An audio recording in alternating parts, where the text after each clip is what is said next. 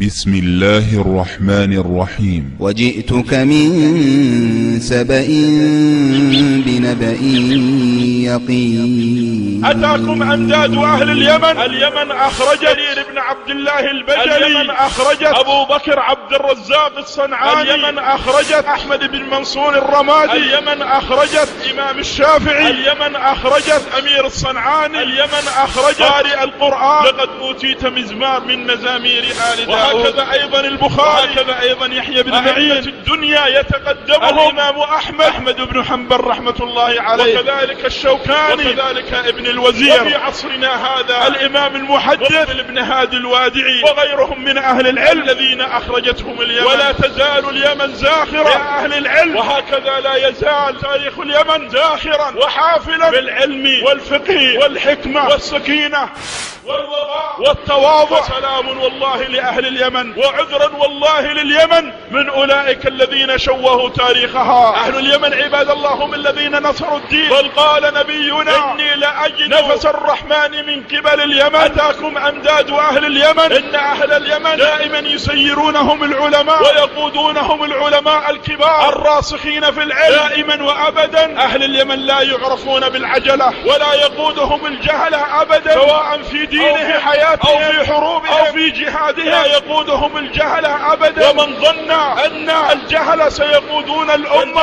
على مر العصور هم نكتة سوداء في تاريخ اليمن وفي تاريخ الأمة بأسرها. إني لأذوذ بعصاي الناس حتى يشرب أهل اليمن من الحوض. أهل اليمن هم أول من يشرب حوض رسول الله عليه الصلاة والسلام. يا أهل اليمن، ما الذي يحصل الآن في بلادكم؟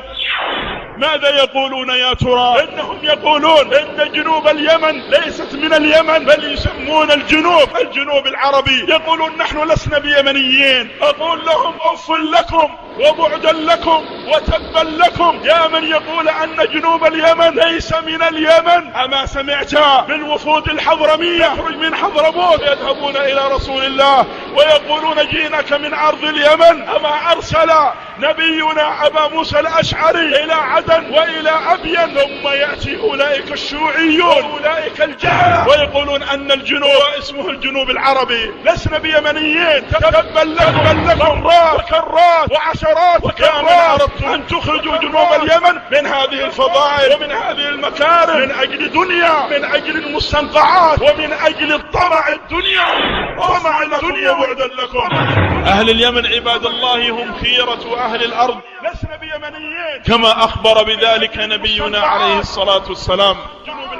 فقد جاء من حديث جبير بن مطعم رضي الله عنه قال كنا مع رسول الله عليه الصلاة والسلام، كنا مع رسول الله صلى الله عليه وسلم في طريق مكة، فقال عليه الصلاة والسلام يطلع عليكم أهل اليمن كأنهم السحاب، هم خيرة أهل الأرض. لسنا بيمنيين. تبا لكم مرات وكرات وعشرات يا من أردتم أن تخرجوا جنوب اليمن من هذه الفضائل ومن هذه المكارم. عذرا يا يمن. خطبة للشيخ عبد الله بن حسين بانجوى حفظه الله تعالى.